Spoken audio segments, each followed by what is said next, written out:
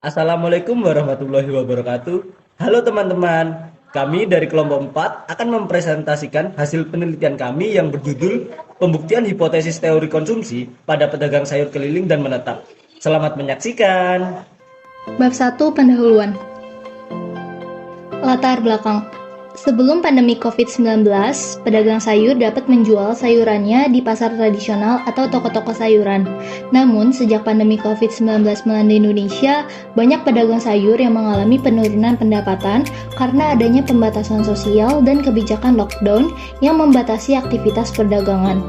Penelitian ini mengkaji bagaimana perubahan kebiasaan konsumsi, harga sayur, dan strategi pemasaran yang dilakukan oleh para pedagang sayur menetap dan keliling sejak pandemi COVID-19 hingga saat ini.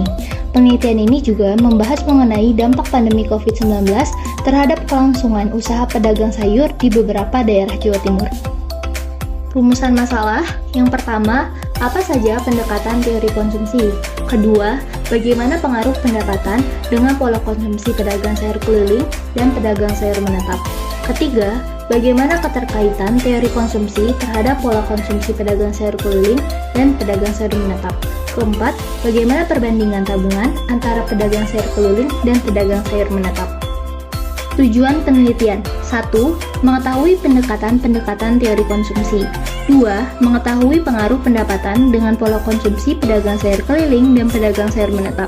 3. Mengetahui keterkaitan teori konsumsi dengan kondisi konsumsi pedagang sayur keliling dan pedagang sayur menetap.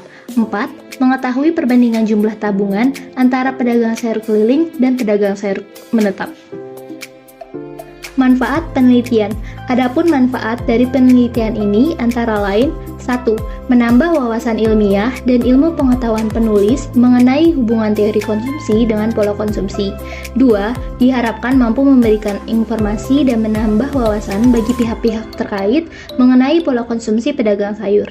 3. Sebagai informasi tambahan bagi mahasiswa ataupun mahasiswi ekonomi pembangunan yang ingin melakukan penelitian selanjutnya dengan topik yang sama. Bab 2 Tinjauan Pustaka. Pada slide ini, kami akan menjelaskan mengenai teori-teori konsumsi yang akan digunakan. Teori Keynes. Keynes menjelaskan bahwa variabel pendapatan dan konsumsi mempunyai hubungan yang positif.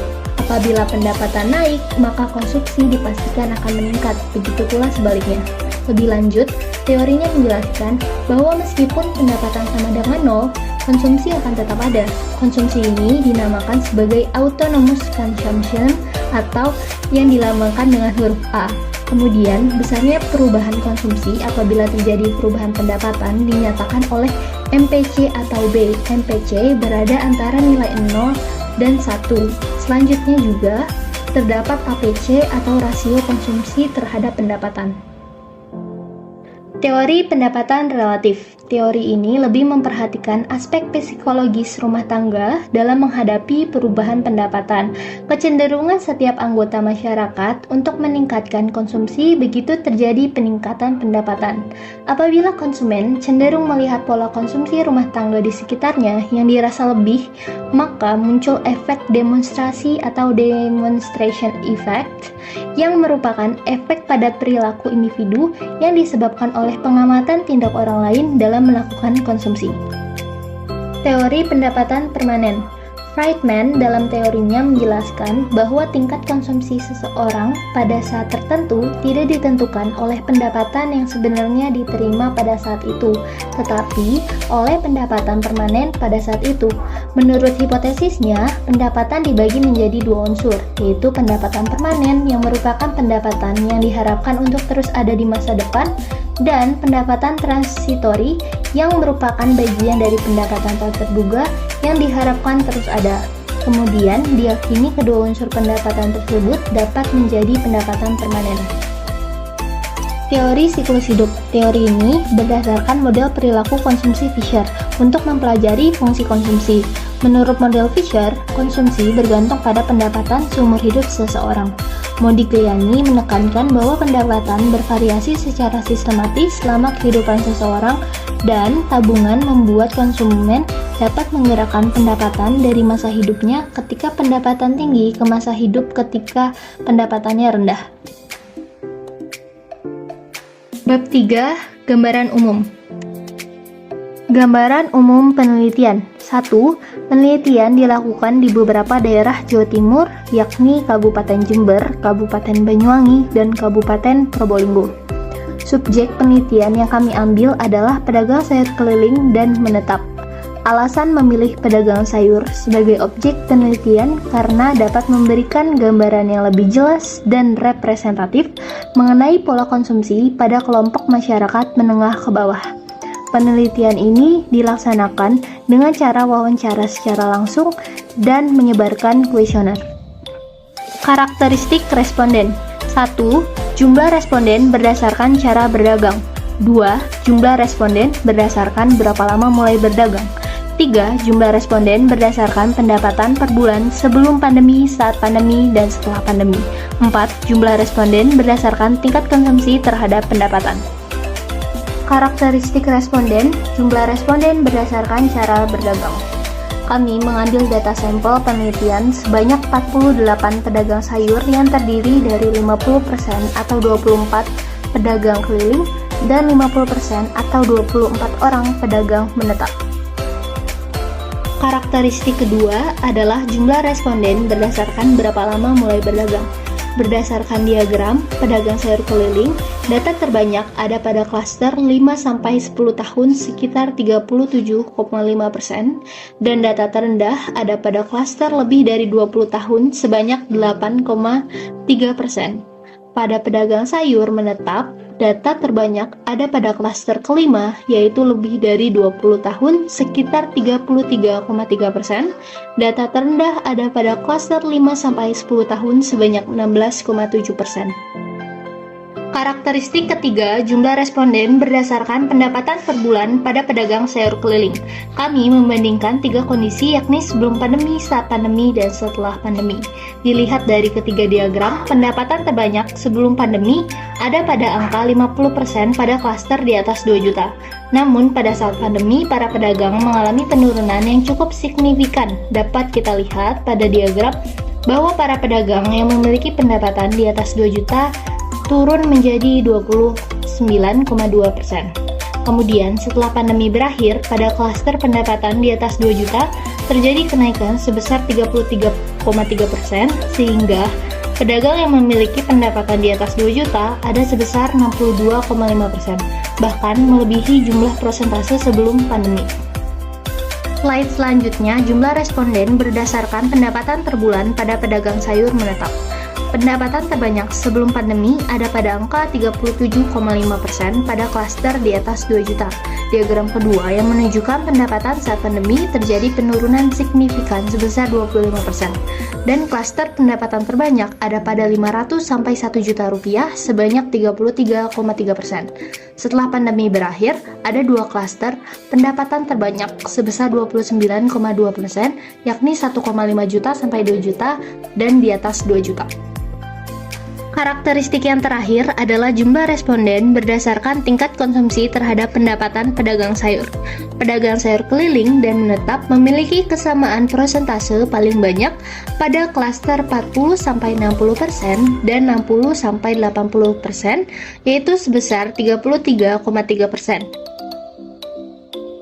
Bab 4. Analisis dan pembahasan. Pembuktian hipotesis. Teori Keynes. Apabila dibandingkan dengan data sampel pedagang sayur keliling, maka dapat disimpulkan bahwa pedagang sayur keliling dan pedagang sayur menetap mengalami perubahan pola konsumsi dengan perubahan terbesar terjadi pada pedagang sayur keliling yang besarnya melebihi 30%. Sehingga teori Keynes juga dapat dibuktikan pada data sampel dari pedagang sayur keliling bahwa sebagian besar pedagang yang mengalami penurunan pendapatan juga mengalami penurunan pola konsumsi. Pembuktian hipotesis teori pendapatan relatif. Ditinjau dari data sampel yang diperoleh, dapat disimpulkan bahwa ternyata sekitar 50% para pedagang sayur itu mampu menutupi kekurangan pendapatan mereka di hari sebelumnya pada saat penghasilan mereka melebihi pendapatan di hari biasanya, dan para pedagang juga cenderung menaikkan atau mengubah pola konsumsi mengikuti gaya hidup di lingkungan mereka. Saat pendapatan menurun, para pedagang cenderung mengambil tabungannya untuk menutupi kekurangan, maka dari itu pendapatan relatif relevan.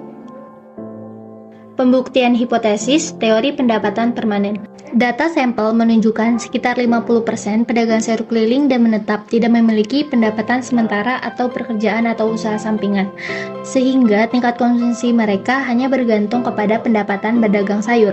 Kemudian, sebagian besar lainnya memiliki pendapatan sementara, sehingga hal tersebut sesuai dengan teori hipotesis pendapatan permanen, yakni tingkat konsumsi seseorang ditentukan dari pendapatan yang diterima dalam jangka waktu panjang atau pendapatan permanen yang terdiri dari pendapatan yang diharapkan selalu ada dan diterima secara rutin. Pembuktian hipotesis teori siklus hidup.